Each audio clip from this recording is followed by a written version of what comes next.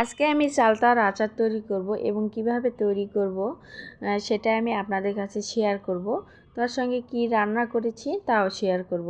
Hello everyone, আসসালামু আলাইকুম।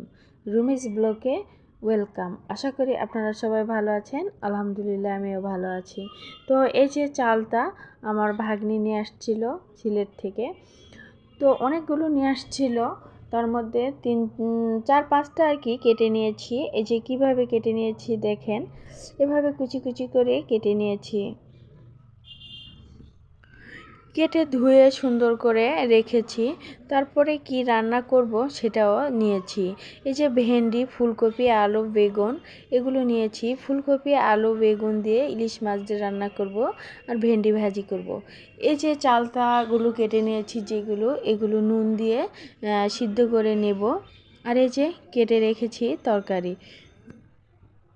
এক পাশে আচার তৈরি করব আর এক চুলায় তরকারি রান্না করব। তো যাই হোক, এই যে পেঁয়াজ মরিচ কুচি করে নিয়েছি। বিশেষ করে আমি এইভাবে রান্না করি। এখানে এখন সব কিছু আমি মশলা অ্যাড করব। লবণ, হলুদ, গুঁড়া মরিচ, এগুলো এই যে আদা রসুন বাটা দিয়ে দিচ্ছি। তবে ইলিশ মাছের মধ্যে আদা রসুন বাটা দেয় না, ঠিক আছে। আমি মাছ আগে রান্না করে রেখেছি, তারপরে এই যে তরকারিগুলো রান্না করতেছি জন্য একটু দিয়েছি। তো তারপরে এই যে এভাবে কষায় নিচ্ছি। কষায় নেওয়ার পরে একটু পানি দিয়ে দেব।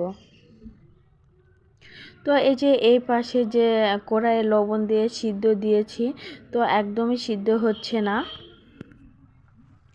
তরকারিগুলো কিভাবে এখন হচ্ছে দেখেন, একটু কষায় নেব।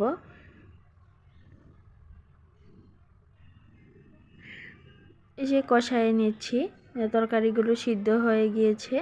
এখন একটু ঝোলের পানি দিয়ে দেব। এই যে ঝোলের পানি দিয়েছি।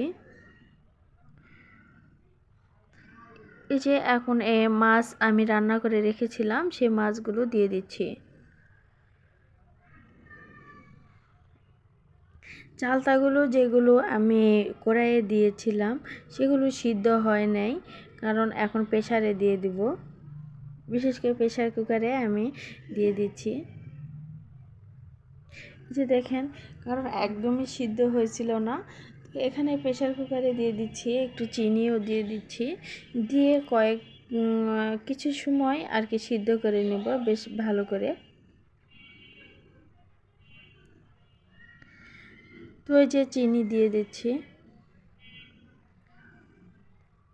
আর এপাশে তরকারিও হয়ে যাচ্ছে। তো আমার তরকারি রান্না হয়ে গিয়েছে। আর প্রেসার কুকারে যে চালতাগুলো সিদ্ধ দিয়েছি ওগুলো হয়ে গিয়েছে। তো এখন এই যে শুকনো মরিচ, আচারের মশলা এগুলো আমি ভেজে নিয়েছি, পাটায় বেটে নেব। এপাশে পেঁয়াজ এবং রসুন কুচি করে নিয়েছি।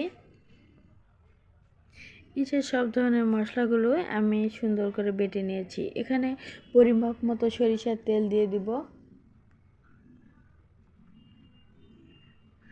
এখানে এখন পেঁয়াজ এবং রসুন যেগুলো কুচি করেছি সেগুলো দিয়ে দিচ্ছি।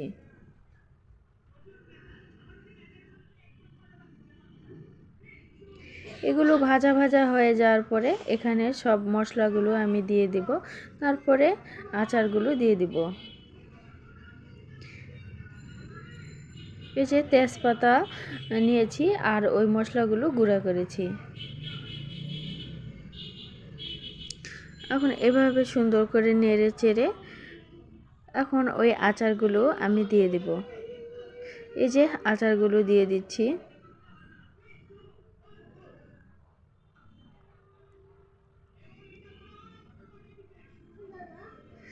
সুন্দর করে নেড়ে চেড়ে, মানে একটু নরম নরম করেই করেছি। আর বিশেষ করে আচারের কালারটা প্রায় এসে গেছে।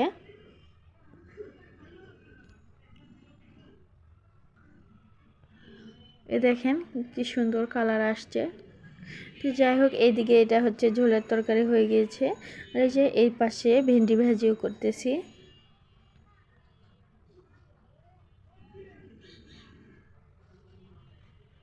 প্লিজ বন্ধুরা, আমার এই ভিডিওটি ভালো লেগে থাকলে লাইক কমেন্ট সাবস্ক্রাইব করবেন। ভালো থাকবেন। আল্লাহ হাফেজ।